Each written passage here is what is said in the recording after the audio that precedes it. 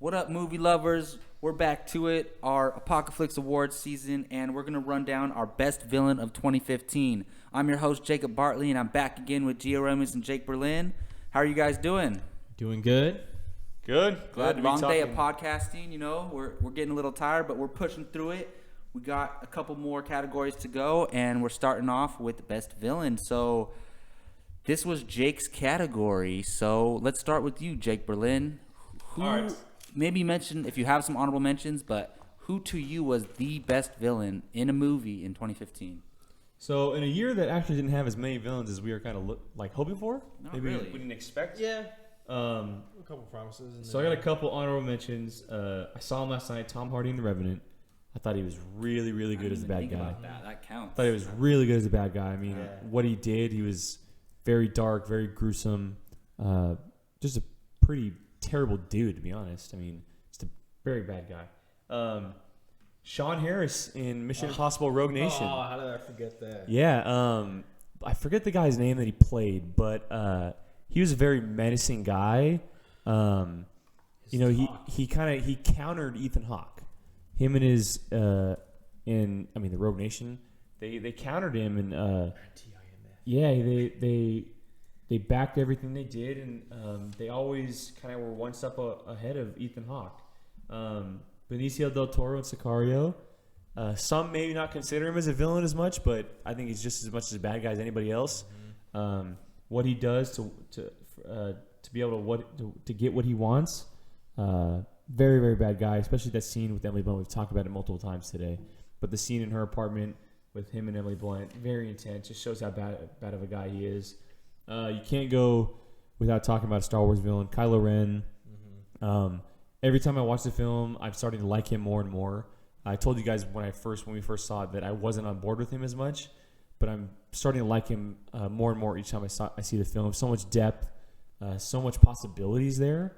I'm very interested to see where he goes. But my number one spot, Immortan Joe, Mad Max Fury Road. Oh. That dude, man. That dude, he's such a badass. And yeah, he may send his minions on everything, blah, blah, blah, but the dude's just a bad guy. He's a bad man. He's got his 5 wives. He's keeping them locked up.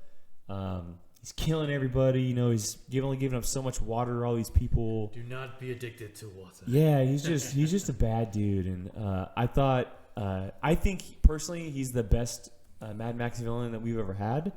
And I thought he was a great counter to Tom Hardy's Mad Max. Very menacing guy. Enough character there to hold the screen on his own. He wasn't just a throwaway guy. So yeah, my top spot for best villain of 2015 goes to Immortan Joe for Mad Max. That is a pretty good choice. I didn't even think about him. I mean, I would, if I had like a top 10 list, he would probably be on there, but I didn't consider him. So let's throw it to you, Gio. A bunch of villains out there, not a bunch, but a good handful to choose from. So what was your favorite villain of 2015? Oh boy, I thought there were a lot of villains this year, but there are actually a lot of disappointments. Honestly, that's our conversation for later. Honorable mentions, I have 2, followed by my winner. First is Benicio del Toro from Sicario, like you mentioned, and what confirmed to me that he is the villain were 2 moments in the film. The one where he shot the guy's spoiler. Yeah. Spoiler. Ruining Sicario for everyone today. All right. It's been 4 months. Spoiler. All right. Spoiler. All right. Benicio del Toro shoots the guy's wife, and then shoots him. Yeah. Like, wow. What? At Like the end? Yeah. He shoots the kids, too. Yeah, And the kids. Yeah. How do you not mention the kids? That's the worst part. Well, I was getting to that, but all right. So he shoots the entire family. That's one part, and the second part is where he's at Emily Blunt's apartment and with the gun in her face, and he's really about to shoot her. Like, Yeah, it's crazy because he's so friendly to her. yeah. And then it just takes a turn. The whole entire movie, he's that guy who you want on your side. Like, as long as he's on your side, like in the beginning, he's like, they will do nothing here, or they will try nothing. Like it's like, yeah, all right, cool, I feel safe. Jeez. But How many times have you guys watched this movie? I don't remember a lot of this stuff. Twice. Jeez. Yeah, so Benicio del Toro, and another one was you said it, Tom Hardy as John Fitzgerald.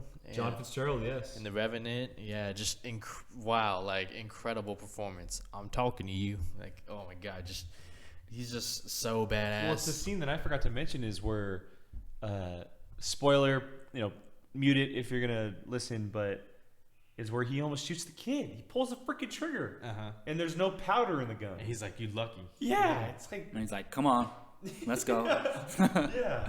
Yeah, just like evil guy, and so those are my two honorable mentions. But the best villain for me, and this will be spoilers, so if you haven't seen this movie by now, I don't know, you don't want to see it. That's all right. So it's Kylo Ren. He is, in my opinion, the best villain of the year. He's imperfect. Okay, he's a guy who tries to live up to his grandfather's legacy. I'm not gonna say who, just in case you're still listening. Mace And Windu. yeah, Mace Windu. Never know, bro. Never know. And the good thing is that the film shows that he's imperfect. He's sitting in the room all by himself, and he's struggling between the light side and the dark. He wants to be evil. That's his intentions. He wasn't born to be evil. It was a path that he went down.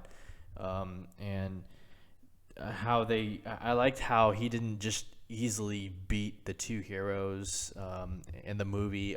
They kind of they showed him as a damaged, hurt villain at the end, and it gives him room to grow as a villain. So we haven't seen the full potential, but the way the film starts off, the dude He stops is, a blaster. And he's by far in a Star Wars movie or series, he's on the darkest path. Mm-hmm. By far, Darth Vader will always be the villain, but Ren right now is on the darkest and deepest path. Oh yeah. Think about where Anakin was at that age, and look at where he is at this age. It's crazy. Yeah, so he is the best villain. He gets my award for best villain, Kylo Ren. Yeah, that was a nice list, man. You mentioned some people that I didn't even think about. Great choice, by the way. So for me, a few honorable mentions is Valentine in Kingsman. Sam Jackson as Valentine is a freaking lisp. Dude, he's amazing. To me, he's top 5 villain of the year in a year with not so many great villains, but he's one of the best. Mars in The Martian, I think, is a pretty prominent villain. Oh, that I would agree with it that. Works, right? Yeah, I would agree with that. That's a good one. That's actually a really good one. like Ultron. All right, he was, because I was expecting a lot. Unfairly, I had high expectations for him because those trailers made him look incredible. Well, and not only that, if you know who Ultron is, in the comics and in the cartoon series. So they tried to make him, have this very emotional side, which he does have elements of that in the comics and the cartoon series. Yeah, he's very humanistic. Yeah. But I don't know. They did have a few missteps with him, but overall I do enjoy Ultron as a villain. I think they just didn't handle a few things right. But I just love he's like, let's talk business, like all these little things. He's so charismatic, and I love that line. And it's like, I can't physically throw open my mouth, but it's like he's got a very sarcastic side, and he's like replicating Tony Stark's sense of humor, So especially that part of it, how he hates Tony Stark too, and he doesn't want to be compared to him at all. I love that. But I gotta give it to my boy Ben Solo. Kylo Ren is the best villain of 2015 by far for me. Immortal Joe in Mad Max was actually a good villain. I don't disagree with that. But mediocre to me, and I've seen the movie 6 times, so it's not like I don't know yet. Kylo Ren is one of the best Star Wars characters ever, honestly, to me. Because we've never seen a character, we've talked about this all the time, who's on the dark side, who's openly, that we know consciously is getting pulled to the light. Until we find out who Vader is in the original trilogy, we don't know that he's suffering with being pulled to the light. Kylo Ren, we find out pretty early in the film that he's getting pulled to the light, and it's such an interesting dynamic. And he's going to be well, we don't know, but it seems like he'll be pulled to light his entire reign. Yeah, I mean, I feel like he'll always be pulled to the light. Yeah, and it's, doing what he did to get further into the dark side isn't gonna fully do it. He still has a lot of other people and things that. Well, yeah, we talked about it earlier. What he did, it didn't make him stronger. It made him weaker. And think about the other people that he has to face too. So it's like his road to going fully to the dark side is not over. And I just think there's so much depth to his character. And at first it might throw you off Adam Driver's performance, but then if you consider the character and what the character's going through, I think Adam Driver does a great job of portraying those emotions that Kylo Ren is supposed to be expressing. So, and I want to call him Ben Solo. I'm gonna. Well, it's a great freaking name. I'm gonna call him Ben Solo. It's a great name. Right? And yeah, I'll add that he would have been. I mean, he probably will end up being my favorite. But I mean, I told you guys this, but I wasn't on board with him to start. Like, it took me a while. Like, after seeing the movie or before the movie? I think I had mentioned this to you guys before, that I kind of felt like he was weaker and almost whinier and a little bit of a punk a little bit. But if you consider how young he is and like... Well, I said, he's really starting to grow on me. But I get that the potential's there. He's young. He's going to become a total badass. Yeah. And he's going to become possibly the craziest villain we've seen in a Star Wars movie. That's very hard to do. Yeah. But, I mean, I just have to go with Immortan Joe. But I totally understand. Kylo Ren, he's a total... Yeah. I love it because, like, what do we complain about villains so many times? They were underdeveloped, right? Like, a lot of times. It's arguably his story. Yeah, it's him and Rey. Like, it's more... I feel like this movie was more about him because... The story arc, if you think about it, it depends. It's equal. He's not on screen as much, but it's just as much about him than it is the Rey. overall story. I agree with you. Is about him and his family and stuff like that. So, and he just has so much depth to him. Like, he has a sense of humor, very subtly.